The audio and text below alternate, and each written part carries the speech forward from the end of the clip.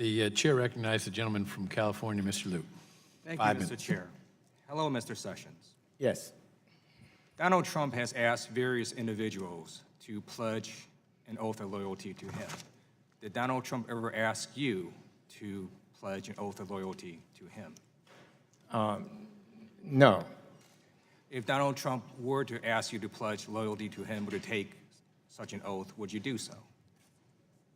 Well, I don't know what a pledge of a loyalty oath is.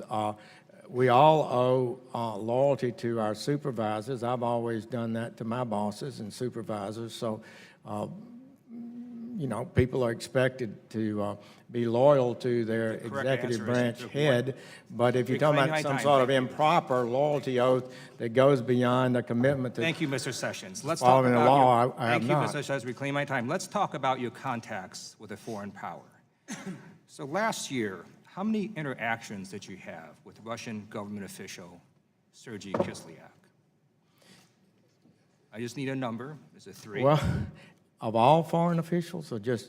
Russian government official, Ambassador Sergei Kislyak, last year, how many interactions did you have with him?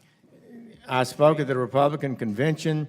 I came off the platform and people were there and we chatted a moment, had an encounter. Couple of months later, I believe in September, he asked for a meeting and I provided that. I met with over approximately 25 ambassadors last year, so, and I had that same day as, well, excuse me. Thank you, Mr. Sessions. Thank you. Well, as Attorney General, you have a security clearance, correct? Yes. And to get that security clearance, you submitted a security clearance application, also known as an SF-86 form, correct? That's correct.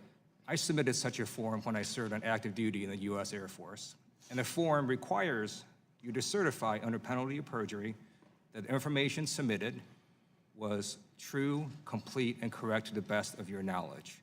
You certified your security clearance form, correct?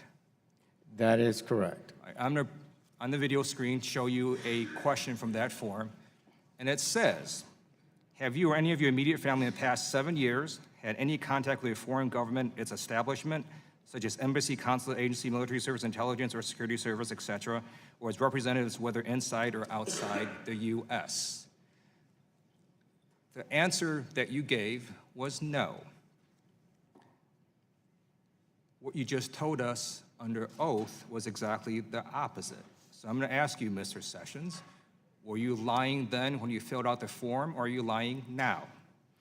What I was told by my executive assistant when we did this form earlier, and then again when I was nominated for Attorney General, that the FBI authority says members of Congress and effectively government officials meeting people on an official basis, you were not required to list all these contacts. Nothing in that question says you get to answer any differently because you're a U.S. Senator rather than, say, a young police officer. Isn't that right?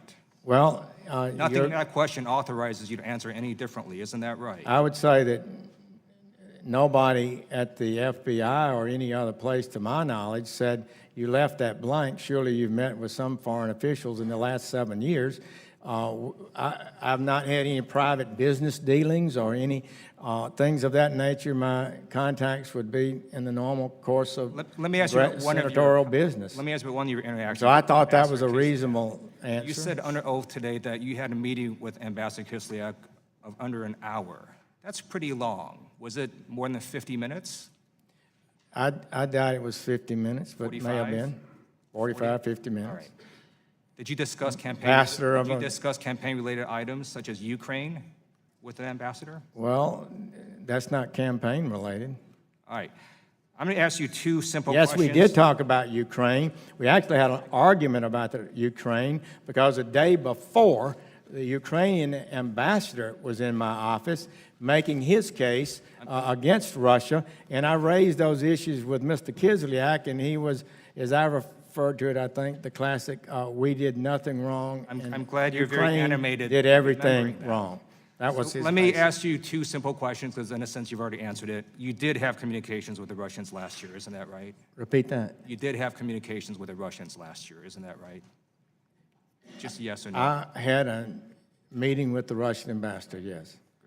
That's exactly the opposite answer you gave under oath to U.S. Senate. So again, either you're lying to U.S. Senate or you're lying to U.S. House of Representatives. Well, that's think not that Time of makes fair. the time of the gentleman has expired. The witness can answer any further if he chooses to.